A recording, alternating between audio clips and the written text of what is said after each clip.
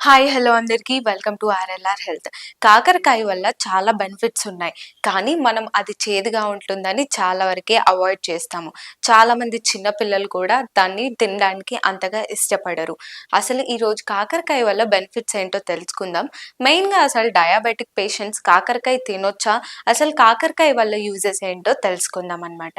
So, number 1 మనకి కాకరకాయ వల్ల చాలా అడ్వాంటేజెస్ అయితే ఉన్నాయి. మెయిన్‌గా మనకి కాకరకాయలో vitamin A, vitamin C and fibre ఇంకా ఫోలిక్ యాసిడ్ ఉండడం వల్ల మన గట్ హెల్త్‌కి చాలా వరకి అవసరం అనమాట. మన గట్ హెల్త్‌ని చాలా హెల్తీగా ఉంచుతుంది.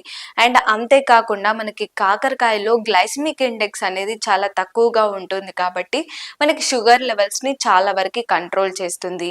అండ్ మనకి గ్లైకెమిక్ ఇండెక్స్ అనేది తక్కువగా ఉంటుంది కాబట్టి షుగర్ లెవెల్స్‌ని బాడీలో ఉన్న సెల్స్ రూపంలోకి పంపించి ఎనర్జీ లాగా కన్వర్ట్ చేస్తుందనమాట.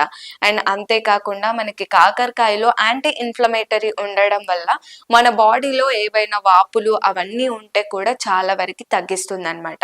అండ్ డయాబెటిక్ పేషెంట్స్ ఎవరైతే ఉన్నారో వాళ్ళు కాకరకాయని ఈజీగా ఎలాంటి డౌట్ లేకుండా తీసుకోవచ్చనమాట.